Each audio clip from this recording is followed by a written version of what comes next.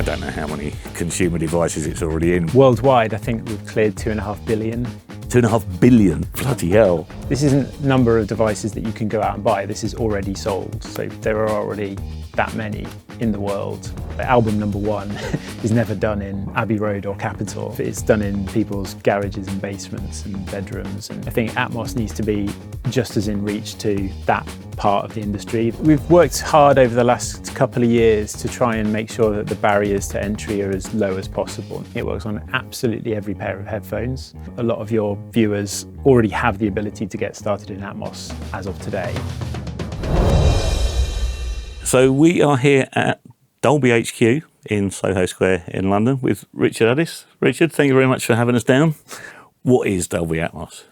So Dolby Atmos is a three-dimensional immersive object-based audio technology. So what that means in principle, if we think about all of the formats we've had up until now, so stereo, 5.1, 7.1, they've all been discrete channel-based technology. So that means you end up with a single mono signal for each of those loudspeaker positions. And when you're in the studio, you're committing to those speaker positions when you create your final deliverable. So a stereo file has 2 channels for left and right. Scale that up to 5.1, you have 6 channels, 7.1 has 8 channels. But the downside of that is the fact that you are then committed to that speaker-based format. You need that number of speakers to be able to listen to that mix. What Atmos unlocks is the ability for a mix to happen once in the studio and be able to translate to any configuration of speaker set on the back end. And the key to that is the fact that Atmos is this object-based audio technology. So when you're in the studio, really doesn't matter how many speakers you have. You place audio objects, which is effectively just an individual mono piece of audio. You can place it anywhere within the kind of arbitrary box of the space that you see here. Yep.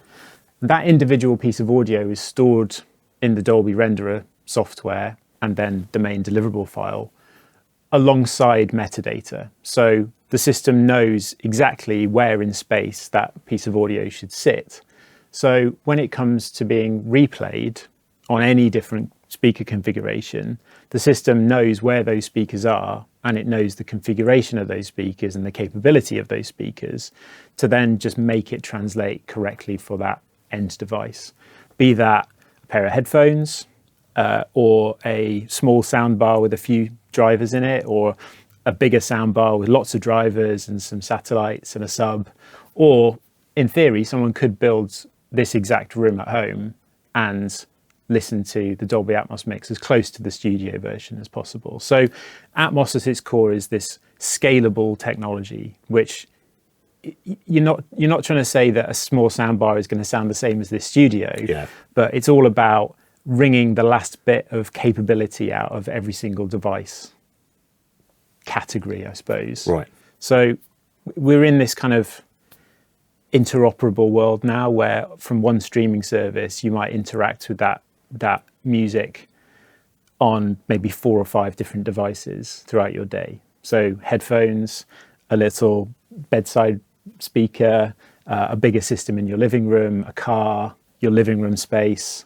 There's all these different configurations. So as we travel throughout our day, we want to be able to get the best out of each one of those devices, and Atmos is the key to kind of unlocking that potential of all these different device configurations.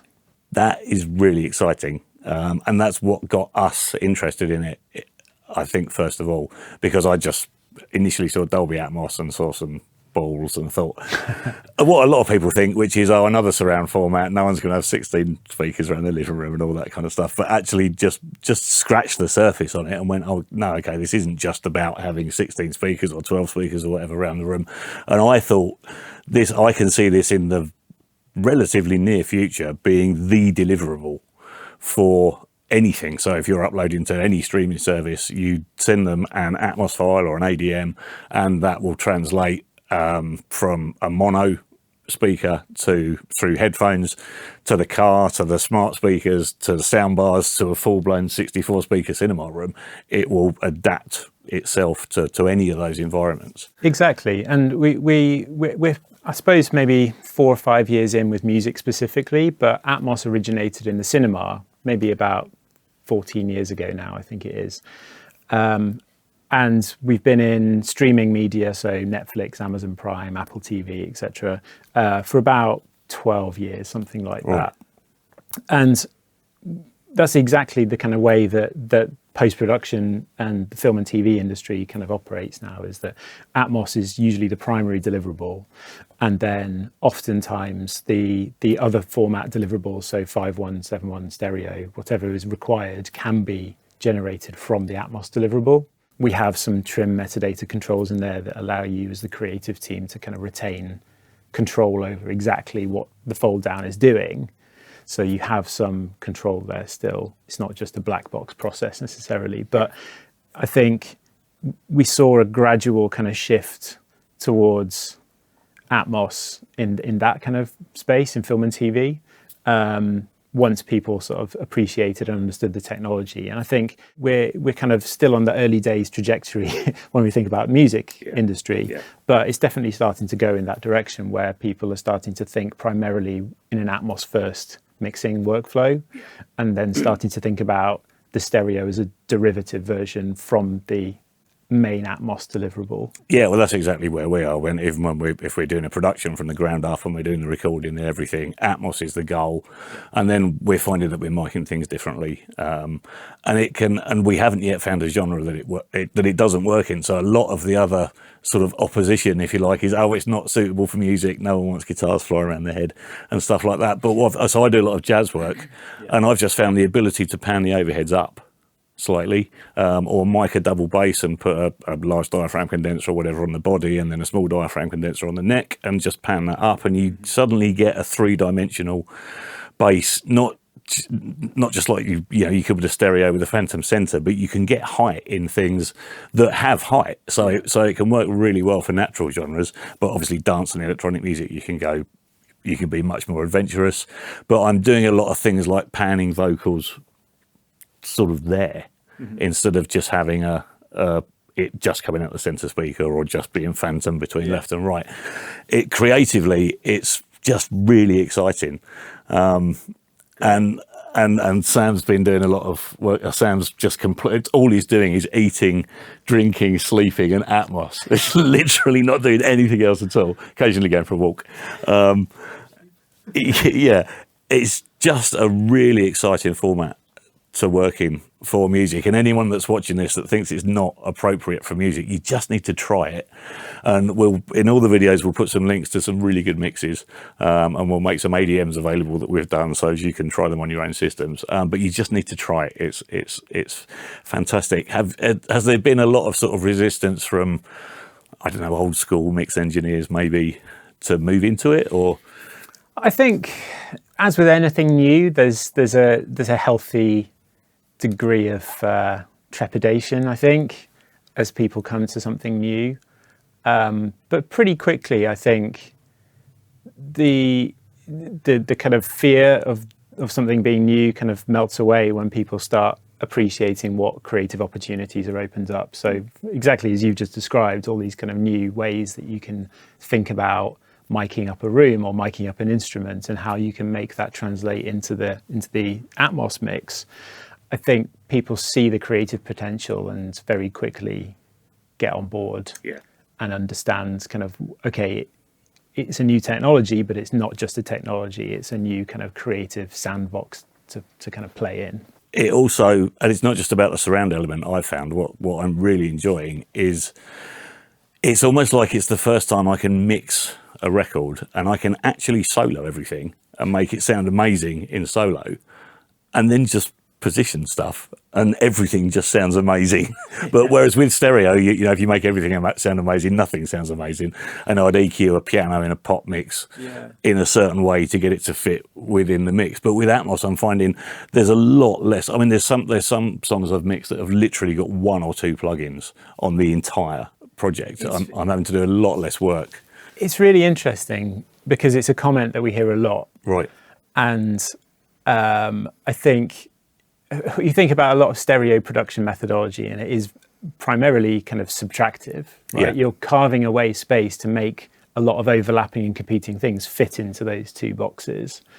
Whereas now, because you've physically got more space, you can stop things from overlapping just by moving them. But then when you do fold it back down to stereo, you think, well, I haven't done the same surgical EQing and I haven't done the same kind of processes that I would do on stereo, but it still sounds good. And we've heard this. We've heard this consistently, even in film and television as well. That people really like the way that it folds down to 5.1 in stereo from the Atmos version.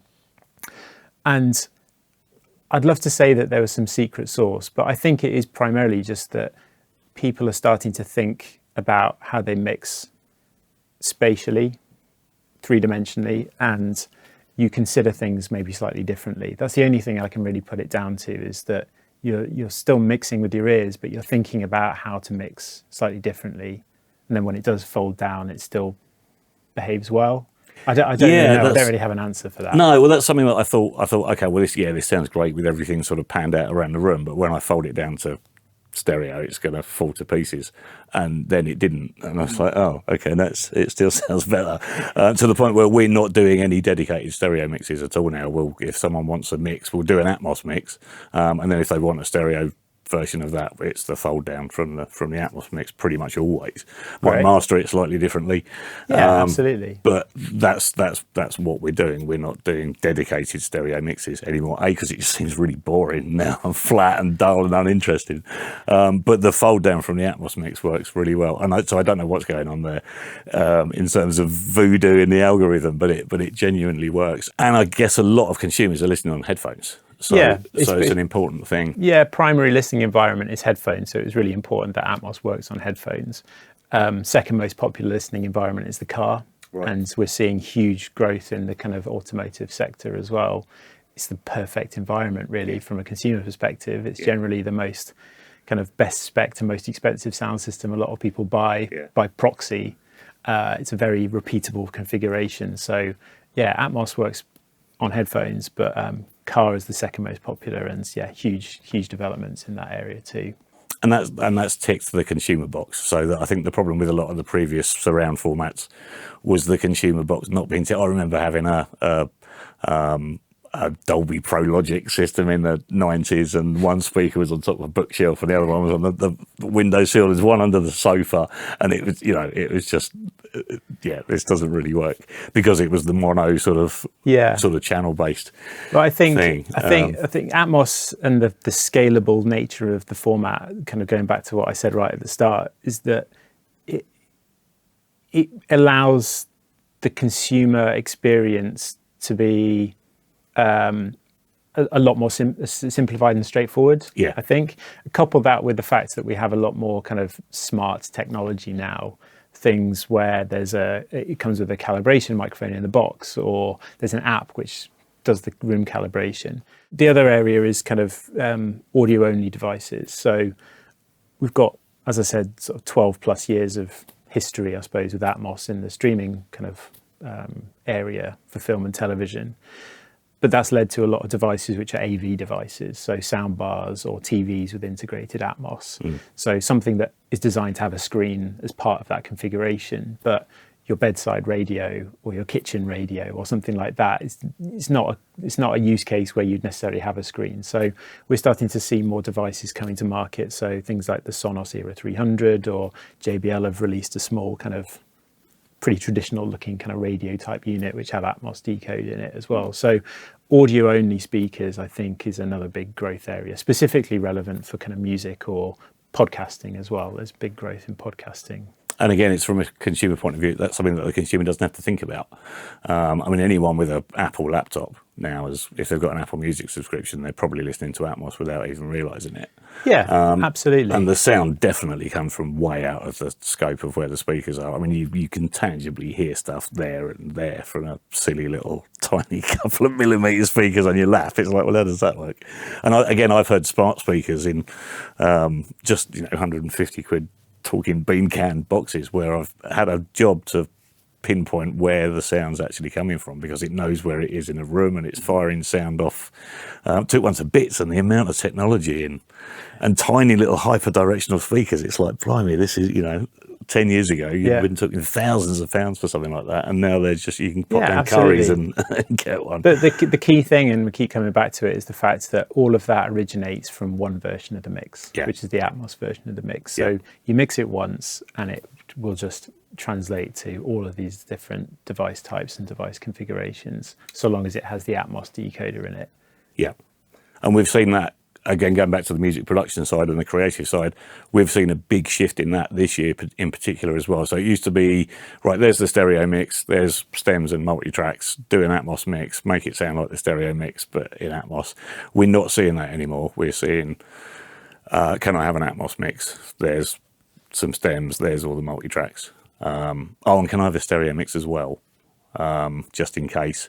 It's really shifting, I've noticed this year, in terms of how people are thinking of how to present music. And I'm very much in the jazz world and the soul world, so I'm still having to do a lot of stuff with vinyl, which is obviously going to be a very specific stereo master. But it's generally artists' perception is changing, and they're beginning to understand that this is a format that isn't going anywhere, and it's already in, I don't know how many consumer devices it's already in, but hundreds of thousands, I would have thought. Yeah, well, worldwide, I think we've cleared 2.5 billion.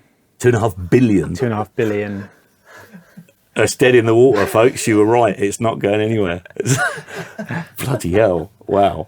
Well, as you said, it's like, if you think about the last few generations of Apple phones and laptops, and then Android phones and devices, TVs, soundbars, cars now, headphone technologies, all the different device kind of categories. This isn't number of devices that you can go out and buy. This is already sold. So there are already that many in the world. That's astonishing. So it's a good kind of point to pick up on here. So for an Atmos experience to work at the consumer end, 3 things need to be in place. So you need to have the content available and mixed in Dolby Atmos. So that's the kind of studio end. You need the distribution path line. So that is the streaming service. So that would be Netflix, Amazon Prime, Apple Music, Tidal, Amazon Music, etc. And then you need the end user device. Right. So as long as you have those 3 puzzle pieces in place, then the consumer will be able to get a Dolby Atmos experience. So the 3 pieces of the puzzle, the delivery format, the ability for the consumer to replay it, I think that's sorted. Pretty much. We've got the streaming services, we've got Blu-ray, we've got consumer devices that sound amazing and do a really good representation of either what we hear in the studio or the binaural render. So problem number 3 is the creation of the content, which might, for the first time, be the difficult bit and getting people to kind of jump on board. Now, lots of major labels have, obviously, and there's a huge amount of commercial releases available in Atmos. But what can we do for people like us with sort of small project studios, or people watching this video that might be working from home on their own? What can we do to get those people on board, and just to get, what do people need to start creating music in Atmos? Yeah, sure. So we've worked hard over the last couple of years to try and make sure that the barriers to entry are as low as possible. Now, obviously, if you are going to build and invest in a 7.1.4 or bigger speaker system, there's a financial cost involved in that. But generally, the way that people are getting started in Dolby Atmos is to start working on headphones. So Dolby Atmos is completely agnostic of what headphones you're using. It works on absolutely every pair of headphones. And couple that with the fact that the Dolby Atmos renderer is now directly integrated in a large number of the industry standard DAWs, then out of the box, it might be that a lot of your viewers already have the ability to get started in Atmos as of today. So Logic Pro X, Pro Tools, Cubase, Nuendo, Presonus Studio One, all have the Dolby Atmos renderer natively integrated in the software. So if you're up to date, you just go to the preferences, tick the Dolby Atmos checkbox, and away you go. There. So most DAW users can get going straight away. They haven't got to spend any money. They've already got the tools. If someone's working in a DAW that doesn't natively have the Atmos renderer in, then they can download the 90-day trial. So there is a 90-day fully functioning trial of the Dolby Atmos renderer software. You can get that from customer.dolby.com. And you need an iLock. to get the license. But yeah, that's fully functioning 90-day free trial. So if you're working in a DAW that doesn't have native integration of the renderer, I'd say Ableton, Reaper, a few others, you can still be working in Dolby Atmos using the standalone Dolby Atmos renderer software. Right. Any of the other DAWs that I mentioned before, it is natively integrated, so you don't need this. You don't need that. Yeah. And then this, I think, is about £250, something like that, for the perpetual, fully featured, fully licensed version. So cost of entry wise, we're trying to keep it as kind of low as possible for the creation stage. Yeah.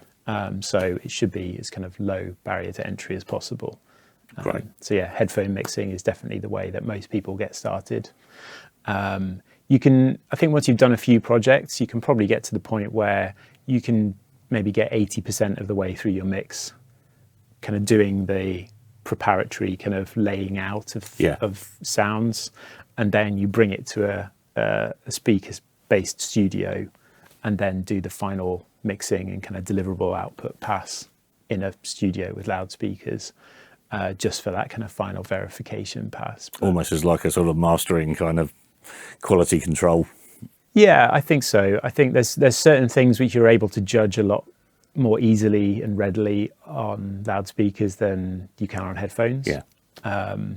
But there is the whole headphone kind of mixing part of the process as well, in terms of setting all your binaural metadata modes and all of that kind of stuff for the headphone deliverable specifically.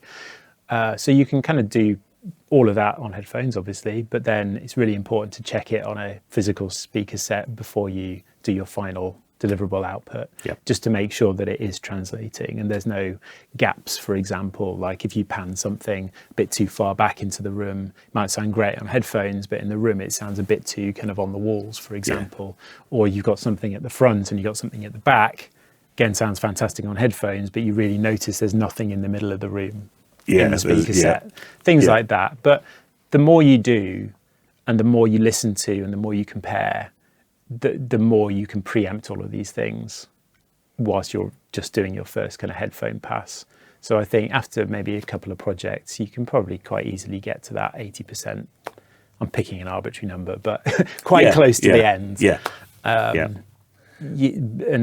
Just take it for that final kind of sanity and check. if you can book a studio that's got a calibrated Atmos room and listen to it on speakers, I think you also then learn a lot for your next mix as well, because you sort of learn from your mistakes and think, okay, yeah, that sounded cool on headphones but didn't necessarily translate to the speakers, and then next time you get a better idea. The more times you go, you get a better idea of how it works and how to do it on headphones. So basically what we're saying is you can create and release music in Atmos without having to spend a penny on speakers or a room to put them in. You can do it on headphones, as long as you've got that quality control. Yeah, I think most of the major labels expect and in fact demand that you've checked your mix on a minimum of a 7.1.4 speaker set before you deliver to them. Yeah. If you're self-releasing, obviously there's avenues through, for example, like Avid Play. You can self-release stuff in Atmos that you just do on headphones and put out into the world. But from your own kind of quality checking perspective, I think it's always most sensible to check it on a set of speakers first, just to make sure that it is going to translate into the world the way that you think it's going to.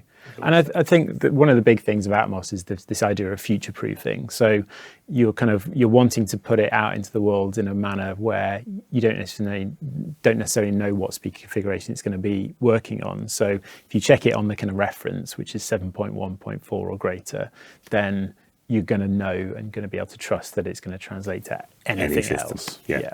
If Atmos is going to have the staying power and the relevance of stereo, then it has to be as kind of easy and also as accessible as stereo is and has been.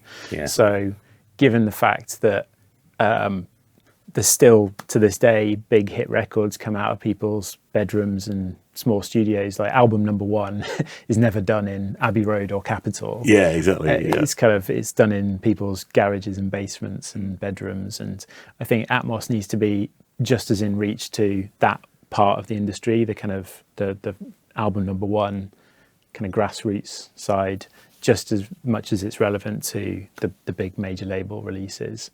and yeah, I think we're seeing pretty good traction across that spread now. I mean, I think we hit pretty consistently over 80% of the Billboard Global Top 100 kind of week on week.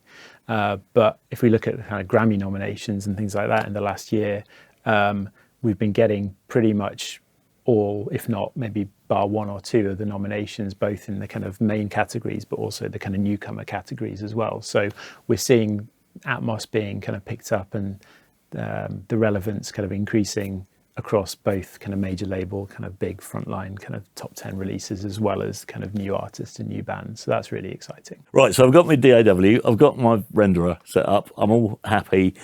A couple of really common questions we get asked all the time. What's all this beds and objects business? What's the difference between beds and objects? Okay, so a bed is effectively the kind of old school channel-based format. Right. So a bed caps out at 7.1.2. So that's a standard 7.1 kind of horizontal configuration. And then in terms of the overheads, you have a mono left and a mono right overhead. Okay. So if you've got something that exists in stereo or 5.1 or 7.1, then that's a really easy way for you to get it into an Atmos environment. You can just put it straight into the bed and it'll just exist as it was. It's also a great place for putting things which don't really move. So static elements, you can just put it into the beds. You just use your standard surround panner. You don't need to think about objects. But a lot of the flexibility and a lot of the additional control you get over your Atmos mix comes from using objects. And this is especially true when you get into headphone workflows also. So specifically with headphone mixing, you have access to additional metadata for the headphone output.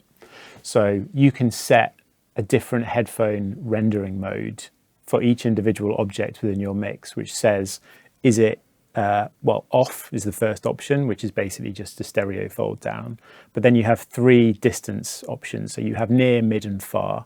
So this determines whether the object on headphones is rendered to be something near, which is effectively anechoic. It's pretty close. Mid, which is a bit further away. Far, I think, is maybe 6 or 9 meters. It's supposed to be a bit further away. So you can build out the kind of depth of your sound field on headphones in the way that the binaural system works. Now, if you've mixed using objects, you can set one of those binaural render modes on each individual object within the mix. But if you've just mixed into the bed, then you can set it per individual channel within the bed. Right, okay. Or the bed as a whole. But if you've got, say, drums, bass, guitar, and vocal all coming out of the center channel, for example, you could set a binaural render mode just for the center channel. Right. But what you might commonly do is set the bass and the percussion or maybe the vocal to off or near. Yeah. And then if you've got strings and pads and more kind of high frequency, kind of chimey kind of element stuff in the mix, that works really well with the kind of mid or far render modes. So you get the ability to kind of mix and match a bit more readily using objects. But when you're thinking about speakers and the speaker output specifically, then the benefit of objects is the kind of additional kind of granular positional resolution. Yeah. Now, that I think becomes a lot more clear and obvious as you scale the set of speakers up. So if you've got a much greater number of speakers, you think, okay, maybe if we get into array mode where you have multiple speakers which act as the side surrounds and the rear surrounds, then when you pan an object around that extended speaker set, the object will pan through those arrays. Yeah. So it will go to side surround 1, then side surround 2, then rear surround 1, then rear surround 2. Whereas if you've put something in the bed, if it's in the side surround position, you'll get the same mono signal coming from 2 speakers. So it will go literally 7. Yeah, exactly. Then you got phantom centers rather than the actual speaker between those positions. Exactly. Right. Yeah, yeah. So various benefits. I think the most easily understood and kind of obvious one is specifically around the headphone benefits as well. Yeah. So yeah.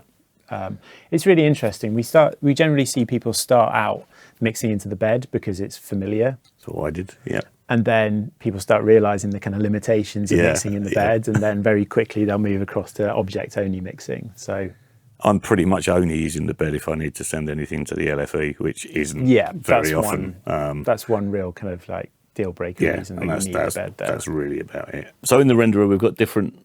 There's different ways you can monitor. You can monitor on speakers if you've got a speaker system, or you can monitor on headphones. Binaurally. Can you tell us a little bit about how that works? Binaural audio is it's an approximation of how you hear sound in the real world. So if you were facing the front of the room and you closed your eyes, you'd be able to tell that I was sat to your right-hand side because my voice reaches your right ear louder, sooner, and with a different frequency characteristic to what reaches your left ear, either by bending around your head or bouncing off the walls or whatever. So we can model that. So we end up with time, level, and frequency filters effectively, and those filters comprise what are called HRTFs, or head-related transfer functions. And HRTFs are the core thing which is used to kind of create that binaural render. So what we're doing in comparison to a stereo, if you think about how you listen to stereo on headphones, you're taking left and you're taking right, which should be coming from two speakers 30 degrees apart from 60 degrees apart at the front. And the left speaker will reach your right ear just as much as it will reach your left ear. And it's that kind of crosstalk which gives you the stereo image of something happening in front of you. Right. So you then take the left and right, remove that crosstalk and just basically inject DI straight into your ears. And you get that sensation of it panning through the middle of your head. So you don't have the externalization anymore. But we're just very conditioned to listening to stereo on headphones, and you just check it and you're like, yeah, it sounds the same. Well, no, it doesn't. It sounds totally different. It's just we're used to it sounding like that. So Atmos and binaural rendering is about externalizing it outside of your head again. So it's reintroduction of that crosstalk of something which is mono, potentially, or a point source. And that mono point source still reaches both of your ears. So we use those time, level, and frequency differences in the HRTF set to be able to render it so it gives it a kind of positionality and a point in space. So given the fact that when we're mixing and you've got the visualization up there of the tennis balls flying around, like if we've got an object here, for example, like we know exactly where in space that should be, and we know where you as the listener are. So we can say, okay, for that point in space, render this time, level, and frequency difference onto that audio and play it to both left and right. And that tricks your brain into thinking, okay, there's an object, it's outside of my head, and it's specifically at this point in space. Now, one of the things that I kind of alluded to there was that it's not just the direct sound bending around your head, it's also the kind of reflections off the wall. But then that kind of begs the question, well, what room are you in? Are you in this room or are you in the Royal Albert Hall?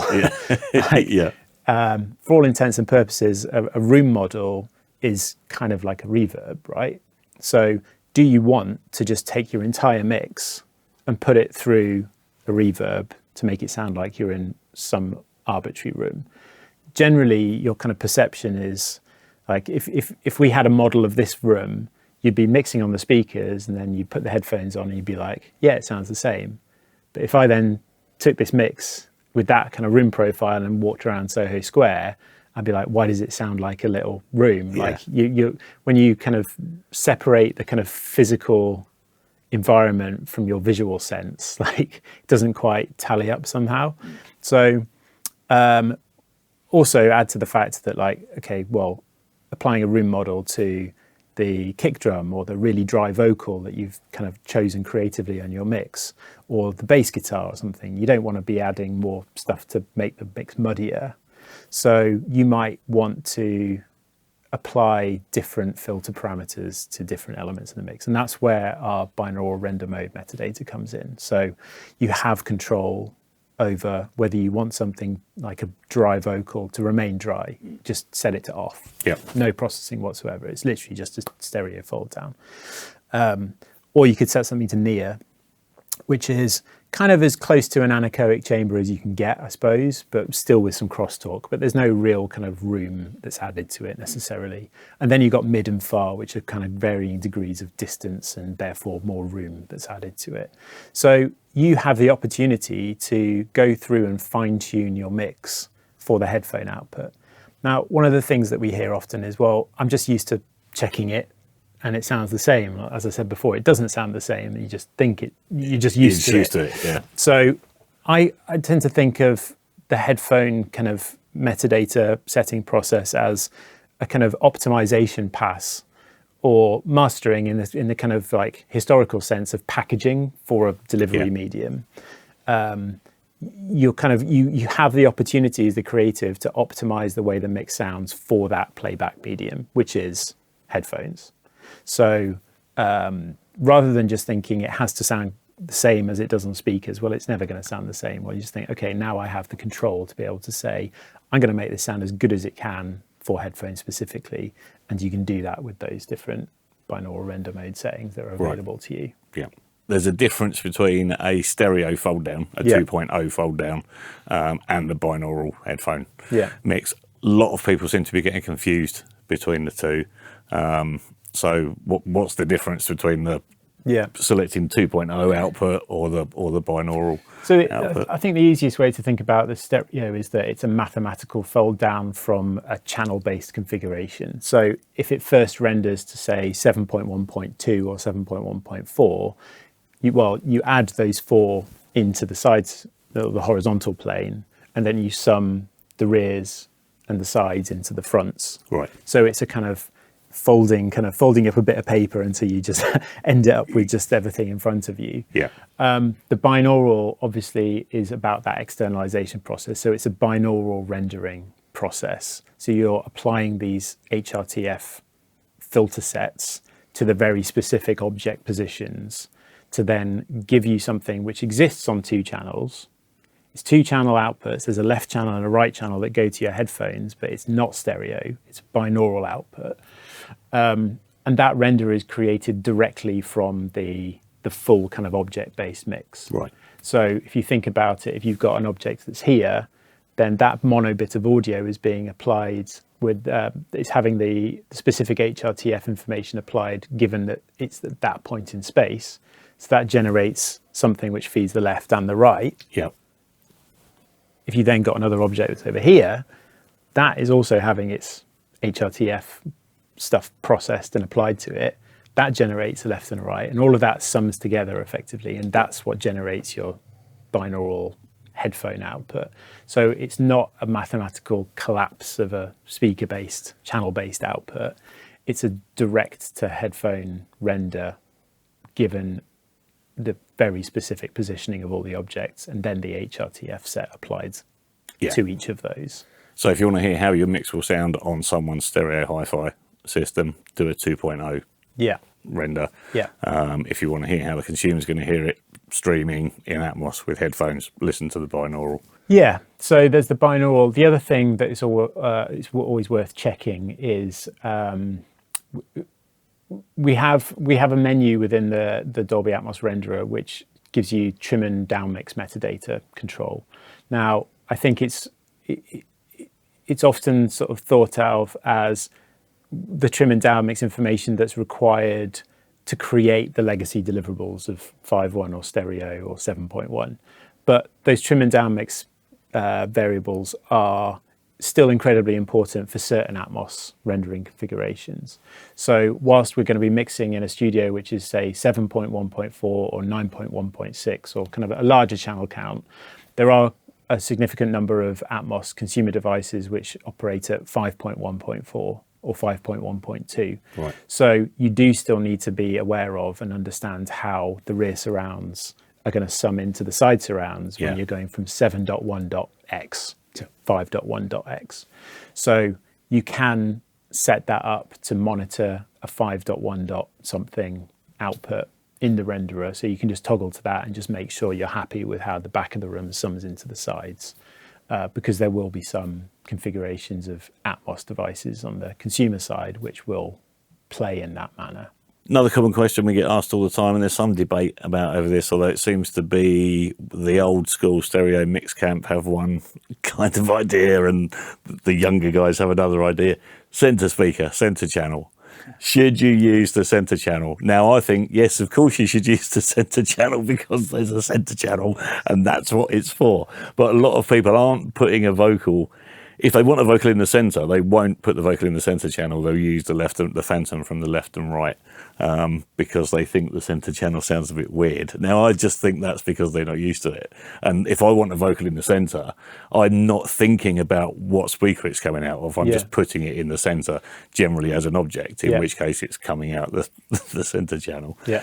Is there any technical reason why people should be avoiding the centre channel for music? No, I think it is primarily down to kind of prior expectation. Phantom center is kind of, it does sound sonically slightly different, especially if you're starting with stereo stems where maybe there's some widening or there's some processing on it. So it sounds like there's a phantom image, but there is some other kind of stuff going on there as well. But also if you're starting from stereo stems, it's a lot easier just to put left and right into left and right and then be done with it. Yeah. So yeah, there's no technical reason why you shouldn't use the center channel.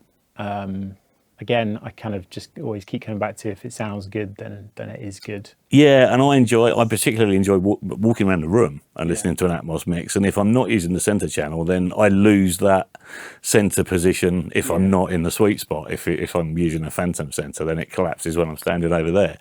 Yeah. Whereas if I'm using the center channel, then it's still coming out of that. I think that's definitely position. true, especially as you get into bigger kind of monitoring environments. So scale it up to a cinema size. I mean, this is the reason why dialogue is always in the center channel in the cinema, is because in a big room like that, even if you're sat one seat off the middle, the precedence effect, I think, is you're going to listen, you're going to hear all of the audio coming from whichever speaker is closest to you. Yeah, exactly. Yeah. Now, that doesn't necessarily matter on headphones because you're always in the sweet spot, but in bigger environments, then that might start becoming a concern. But that isn't an Atmos issue. Yeah. That's been an issue for forever with stereo as well. Yeah. And when was the last time that most consumers would have sat in the sweet spot of their stereo image? And had a well set up. Yeah, so I think that's a comment that we hear a lot, but it's not a new thing. It's not an Atmos specific. Right, I've done my mix. I've used the bed if I need to. I'm mainly using objects. I'm really happy with my mix. It's sounding great on headphones. I want to check it in a studio like this or one like ours. What do I do? Do I email it to them? How do I get, do I print it on? Do I print it out? What's the deliverable? What do I do? Yeah, sure. So it depends what the studio kind of is set up for. If you still want the ability to kind of change and alter things, then if you've been working in the internal renderer, you can probably just show up with your laptop, just plug into an interface potentially, or at least go with your Pro Tools session or your DAW session on a hard drive and load it up in that studio. Or if you literally just want to check the mix as it is, then the main kind of output deliverable format is ADM B-Wave. So it's basically just a big polywav that also has a metadata header, which has all of the object positioning metadata and the trim and down mix metadata and the binaural headphone metadata. All of that is packaged in there together. Right. And you can just take that, load it up either in the DAW or in the Dolby Atmos renderer, and press play and just have a listen. So it depends what part of the process you're at.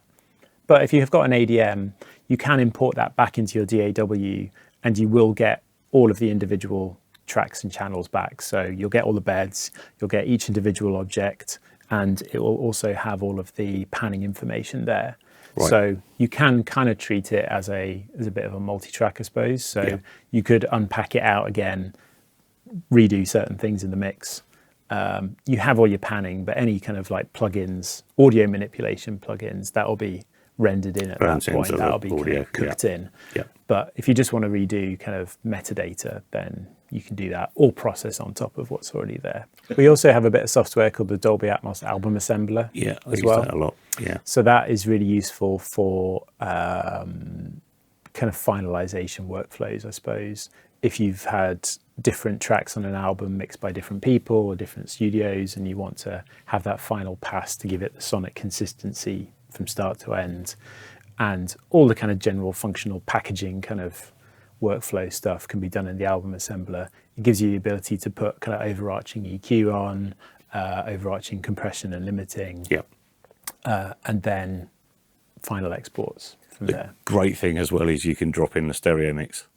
So if an artist needs to upload a stereo mix as well as an ADM, obviously they've got to be exactly the same length, and you can really easily do that in the album assembler, because you just drop the stereo master in and you can line up the ADM to the frame. Absolutely. And make sure they're exactly spot on. And it's good for checking because there's a separate gain control on the stereo mix, you can bring the level of that down, and we'll talk about levels as well, but you can bring the level of that down to match the Atmos mix, and you can switch between them and hear how rubbish the stereo mix always sounds normally sounds in comparison. So that's a really handy tool for people like me that are doing a lot of mastering and stuff like that, and for checking whether an ADM works without having to drop it into a DAW. You just drop it into that, or directly in the renderer. But I like the album assembler. That's a handy bit of software. So let's talk quickly about reference levels, because we mentioned earlier, one of the things that I'm really enjoyed about Atmos, other than just the spatial element, is the huge dynamic range it offers me, because things are generally leaving the building a lot, I'm not going to say quieter, a lot more dynamic than they would in stereo. Stereo, I don't tend to stick to the -14 LUFS guidelines of the streaming services. I just basically pull the limiter down until it starts to sound horrible, and then I back it off a bit, and then often I'm not looking at the meters, I'm just doing what sounds best for the record. With Atmos, I'm finding I'm observing the -18 LUFS, but actually it doesn't matter. But if I start to go louder than that, then it very quickly starts to sound worse, and when it folds down to lesser sort of formats, it sounds even worse. So I'm not finding it a restriction to deliver at -18 LUFS. I'm finding it quite freeing, if anything.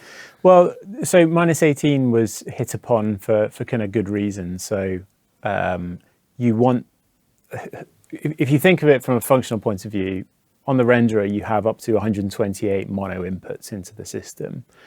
Theoretically, each one of them can hit 0 dBFS, or a bit lower if you're hitting the true peak kind of requirements. But in theory, 0 dBFS peak. Now, if you've got 128 channels doing 0 dBFS and you need to fold that down to a 2-channel headphone output, that's just going to be a hot mess of crazy. So there's a kind of slightly functional requirement, but mixing to -18 kind of forces you to mix lower on the meters. So because of that, you then get all of that extra dynamic range that you can push into in a kind of controlled manner to make sure that you're not clipping on the outputs, but you have a lot more headroom now. So you mix to -18, you retain that huge amount of headroom. Generally people really like that as one of the kind of extra kind of benefits of working in the format. Cool. Well, Rich, thank you very much for your time. Thanks for having us down. No problem. And again, thanks for coming and calibrating our studio. We'll be uploading the calibration process with Richard at School Farm Studios very soon, so make sure you subscribed and ding the ding dong. Thanks again, once again, and I'm sure we'll be seeing lots of you in the future and doing lots of content together. Yeah, no problem. So, and congratulations on the best audio format the human race has yet seen. Love it. So we'll see you in the next one.